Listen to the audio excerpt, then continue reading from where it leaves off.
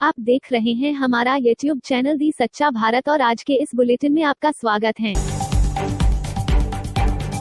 सच्चा भारत में सबसे पहले आप देखेंगे स्थानीय व जिले के समाचार, फिर देखेंगे राज्य व राष्ट्र के समाचार। पाली पुलिस अधीक्षक ने किया परिवादी कक्ष का उद्घाटन। पाली जिला मुख्यालय पर आज परिवादी कक्ष का किया उद्घाटन। एसपी राहुल कोटोकी ने फीता काटकर मौके किया। सभी पुलिस आला अधिकारियों की मौजूदगी में लाखों रुपए की लागत से बने इस परिवादी कक्ष का उद्घाटन आज किया गया। ASP Tejpal Singh, CI Gautam Jain, CI औद्योगिक श्याम सिंह, सदर सीआई भंवरलाल पटेल इस कार्यक्रम में मौजूद थे। अन्य पुलिस अधिकारी भी मौजूद थे। एसपी कोटोकी ने कहा कि परिवादी बाहर धूप में खड़े रहते हैं तो कई नीम की छांव के नीचे खड़े रहते हैं, इसलिए यह कक्ष बनाया गया है ताकि परिवादियों को अब खड़ा नहीं रहना पड़ेगा और उनकी पीड़ा सुनी जाएगी। जिला पुलिस अधीक्षक ने दीपावली पर्व के उपलब्ध शहर वासियों से सोशल डिस्टेंस में रहकर सरकारी गाइडलाइन में रहकर प्रशासन की व्यवस्था बनाने में मदद करने का आह्वान किया। अतिक्रमण के खिलाफ सख्त हुआ पुलिस प्रशासन। जिला मुख्यालय पर हटवाए सैकड़ों अतिक्रमण। जिला मुख्यालय, मुख्य बाजारों एवं व्यस्त सड़क मार्ग पर बढ़ते हुए अतिक्रमण को देखते हुए आज पुलिस प्रशासन ने कमान संभाल ली है। मिल गेट पर त्योहारी सीजन को देखते हुए पुलिस प्रशासन जिला कलेक्टर एवं जिला पुलिस अधीक्षक के आदेशानुसार आज जगह जगह के अतिक्रमण हटवाए। त्योहार के मद्देनजर पुलिस प्रशासन का पूरा जाब्ता अतिक्रमण हटाने में लगा है। मिल गेट पुलिस चौकी से लेकर जोधपुर रोड मुख्य बाजारों तक पुलिस प्रशासन द्वारा अतिक्रमण हटाओ अभियान में जुटे रहे। साथ ही दुकानदारों को साफ तौर पर हिदायत दी कि अगर दोबारा अतिक्रमण किया तो उनके खिलाफ कानूनी कार्रवाई की जाएगी। सड़क दुर्घटना में मृतक के परिजनों ने वितरित किए निःशुल्क हेलमेट। पुलिस थाना अधिकारी के तत्वावधान में बांटे हेलमेट। जिले के मारवाड़ जंक्शन उपखंड के गुडा मोकम सिंह गांव में आज इसी गांव के दो युवक की सड़क दुर्घटना में बीते महीने मौत हो गई थी। उनके परिजनों द्वारा आज थाना अधिकारी सुरेश सारण के नेतृत्व में निःशुल्क हेलमेट आसपास के ग्रामों के दुपहिया वाहन वालों को वितरित किए। एक विशेष समारोह में क्षेत्र के गणमान्य नागरिकों एवं पुलिस जाब्ता टीम की मौजूदगी में मृतक के परिजनों एवं थाना अधिकारी के अध्यक्षता में 101 दुपहिया वाहन वालों को हेलमेट प्रदान कर सड़क सुरक्षा के बारे में आवश्यक निर्देश दिए। थाना अधिकारी ने वाहन चलाते समय हेलमेट लगाने, जीवन अनमोल का संदेश दिया। जोधपुर हादसा, प्रजापत समाज और मृतक मजदूर के परिजनों का धरना समाप्त, 12 लाख रुपए के मुआवजे का आश्वासन। जोधपुर बासनी पुलिस थाना क्षेत्र के औद्योगिक इलाके में मंगलवार शाम को निर्माणाधीन फैक्ट्री की दीवार ढहने से 8 मजदूरों की मौत हो गई थी। हादसे में 6 गंभीर रूप से मजदूरों का इलाज चल रहा है। बुधवार को सभी मृतकों के पोस्टमार्टम करवाने के बाद शव उनके परिजनों को सुपुर्द कर दिए गए। हादसे में प्रजापत समाज के एक मजदूर की भी मौत हो गई, जिसके बाद समाज के लोगों ने मुआवजा देने की मांग को लेकर प्रदर्शन किया। बाड़मेर के पचपदरा निवासी माला राम की हादसे में मौत हो गई, जिसके बाद प्रजापत समाज के लोगों ने मथुरा दास माथुर अस्पताल के बाहर उचित मुआवजा देने की मांग को लेकर हंगामा खड़ा कर दिया और शव का पोस्टमार्टम करवाने से मना कर दिया। मृतक के परिजन सुबह 8 बजे से ही धरने पर बैठे थे। परिजन और प्रजापत समाज के लोग राजस्थान सरकार से 20 लाख रुपए मुआवजा और सरकारी नौकरी देने की मांग कर रहे थे। भारत में कोरोना के मामले 86,36,011। भारत में कोरोना के एक्टिव केस 4,94,657। भारत में कोरोना से ठीक हुए 80,13,783। भारत में कोरोना से मौतें 1,27,571। जयपुर प्रदेश में कोरोना का संक्रमण लगातार बढ़ता जा रहा है। बुधवार को 2080 कोरोना पॉजिटिव केस सामने आए। सबसे अधिक नए केस 450 राजधानी जयपुर से सामने आए हैं। वहीं दूसरे नंबर पर 310 केसों के साथ जोधपुर रहा। पिछले 24 घंटों में 11 कोरोना संक्रमितों की मौत हो गई है। मारवाड़ मेवाड़ के जिलों की कोरोना रिपोर्ट।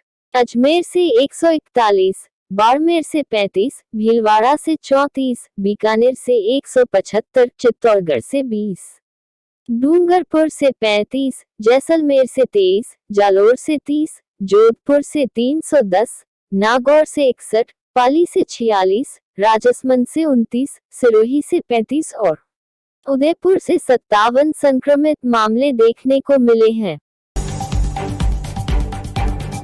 बिहार विजय के बाद बोले पीएम मोदी, मौत के खेल से कोई मत नहीं पाता।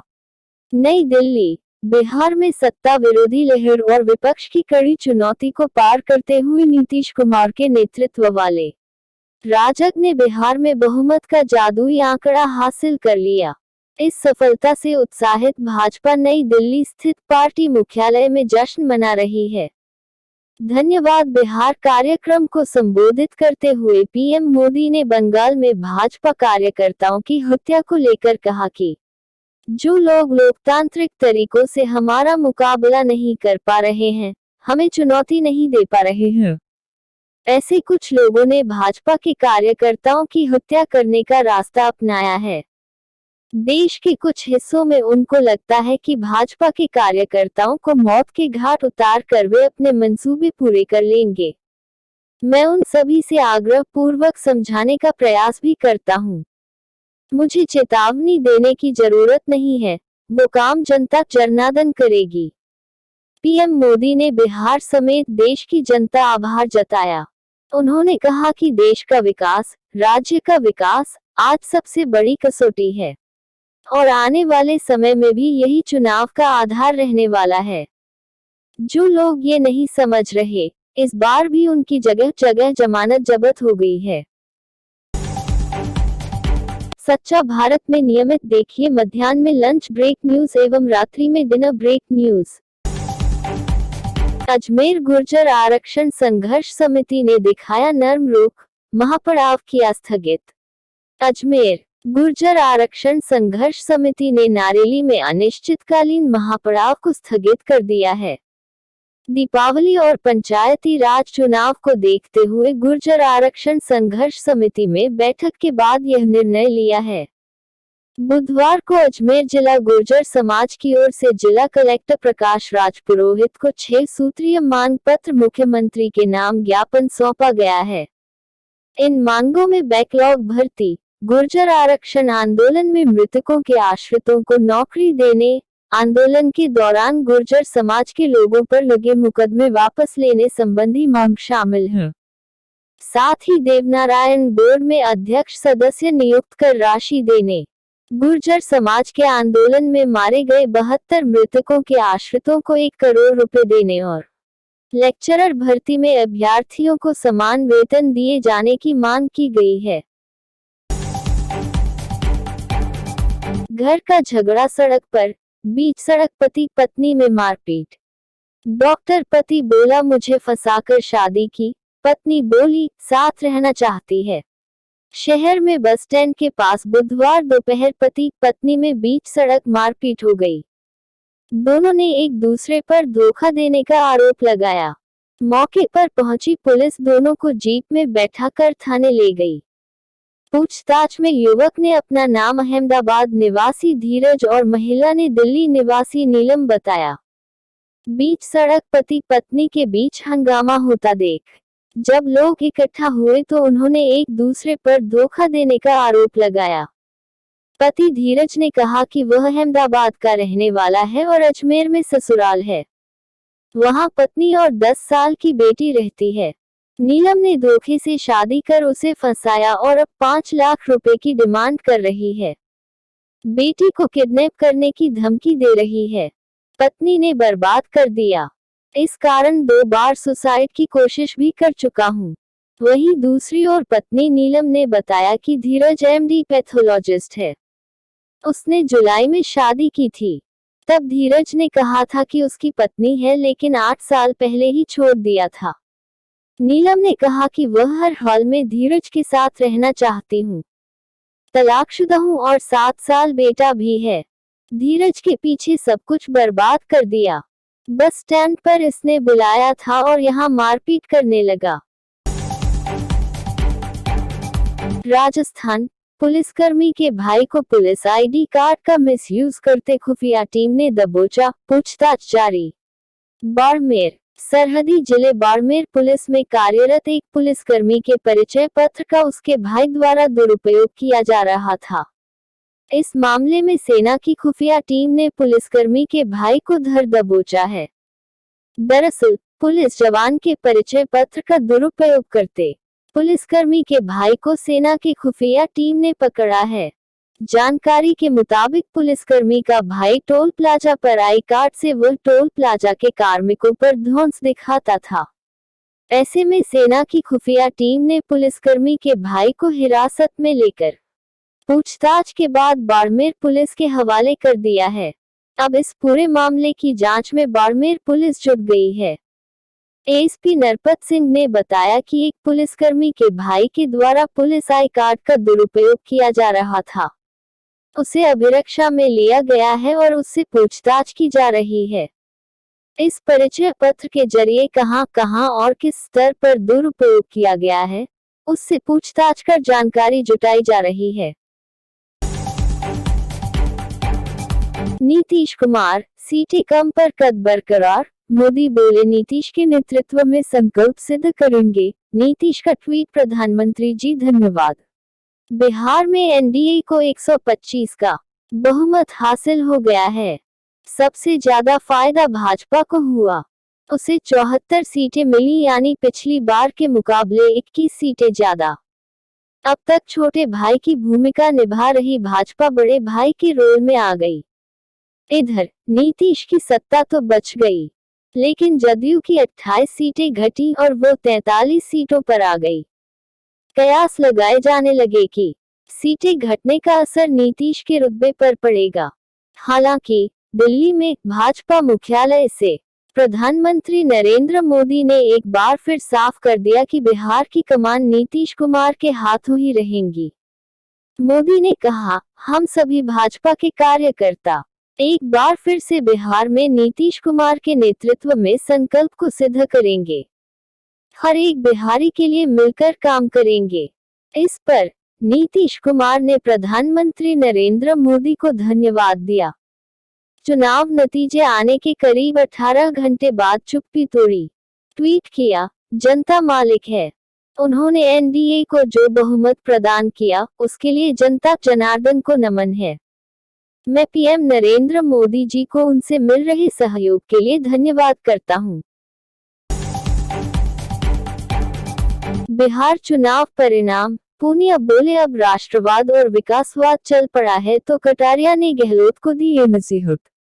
जयपुर, बीजेपी प्रदेश अध्यक्ष सतीश पूनिया ने एक बयान जारी कर कहा कि बिहार में भाजपा और एनडीए की जीत से साबित होता है कि मोदी है तो मुमकिन है। एनडीए सरकार ने बिहार को बदहाल बीमारों और अराजकता से बाहर निकालकर विकास के पथ पर आगे बढ़ाया। उसी का परिणाम है कि बिहार की जनता ने एक बार फिर भाजपा और नीतीश सरकार पर विश्वास जताया। उन्होंने कहा, मोदी सरकार की बुनियादी और स्वाभिमान की नीतियों पर बिहार की जनता ने भरोसा किया है। बिहार की जीत के लिए प्रधानमंत्री नरेंद्र मोदी, राष्ट्रीय अध्यक्ष जेपी नड्डा, केंद्रीय गृह मंत्री अमित शाह का अभिनंदन करता हूँ। वहीं नेता प्रतिपक्ष गुलाबचंद कटारिया ने बिहार और अन्य प्रदेशों में हुए चुनाव के परिणामों पर अपनी प्रतिक्रिया व्यक्त करते हुए कहा कि यह चुनाव परिणाम केंद्र की नरेंद्र मोदी सरकार के कामकाज पर जनता के विश्वास को साबित करती है। कटारिया ने कहा कि जिस प्रकार के बयान राजस्थान के मुख्यमंत्री अशोक गहलोत ने इन चुनाव को लेकर जिस प्रकार के स्टेटमेंट दिए, कांग्रेस की ओछी सोच के कारण आज कांग्रेस रसातल में पहुंच गई है। और ऐसे ही नए अपडेट पाने के लिए द सच्चा भारत चैनल को सब्सक्राइब कीजिए। धन्यवाद।